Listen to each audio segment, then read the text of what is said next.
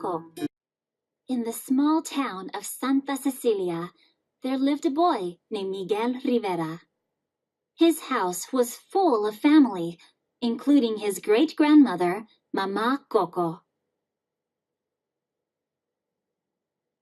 Every year on Dia de los Muertos, the Day of the Dead, his family shared the memories of relatives who had passed on.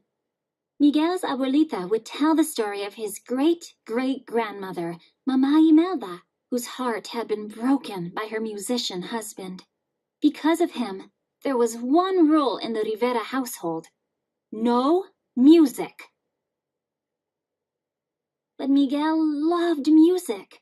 In his secret hideout, he learned to play guitar by watching videos of his favorite musician, Ernesto de la Cruz. Feeling inspired and brave, Miguel and his dog, Dante, snuck out of the house to perform in a local talent show. But on the way out, Dante jumped onto the family ofrenda, or altar. Mama Imelda's photo tumbled down with a crash. That was when Miguel made a discovery. Mama Imelda's husband was holding a guitar, and it looked very familiar.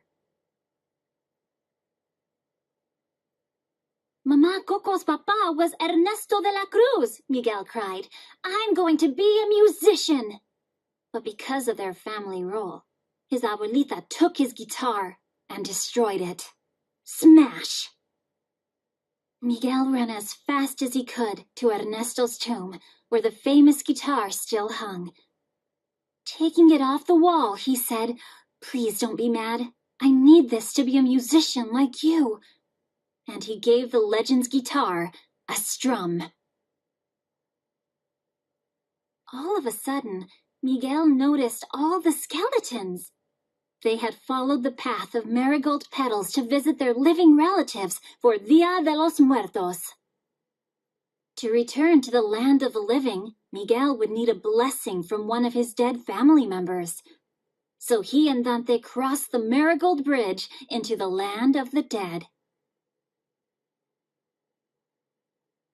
Miguel found Mama Imelda, but she said she wouldn't give him her blessing if he wanted to be a musician. Miguel had to find another way. So he teamed up with a skeleton named Hector, who said he knew Ernesto de la Cruz. With some shoe polish, Hector made Miguel look like a skeleton. They traveled all over looking for Ernesto. They even performed together in a talent show.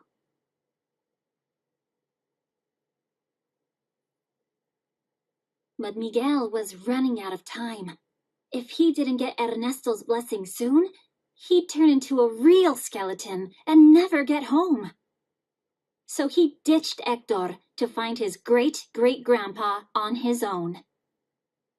Miguel snuck into Ernesto's fiesta at the tippy top of a tall tower. But the place was so crowded, Miguel couldn't get to Ernesto. So Miguel belted out a song. Everyone watched as he sang, and fell into Ernesto's pool. Splash!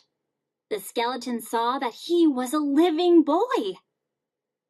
Ernesto was overjoyed. I have a great-great-grandson. But then Hector appeared, and as the two men argued, Miguel learned the dark truth. His great-great-grandpa had poisoned Hector and stolen his songs to become famous. Miguel was shocked to see Ernesto's face turn cold. Ernesto explained that he couldn't risk letting the world know the truth. Then he threw Miguel and Hector down, down, down into a dark pit.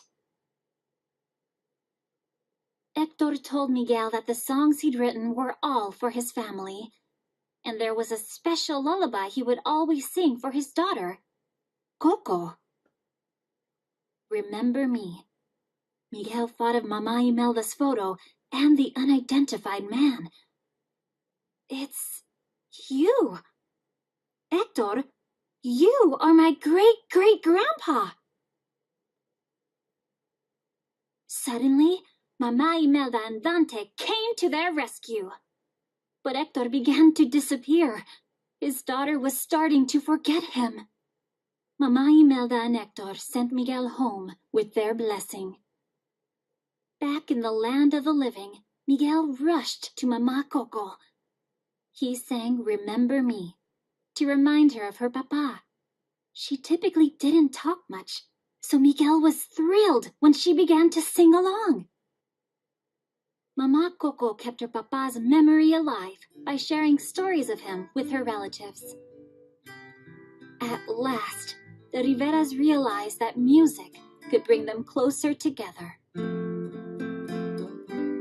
And now Miguel knew he could follow his dream and become a musician, with his family's support.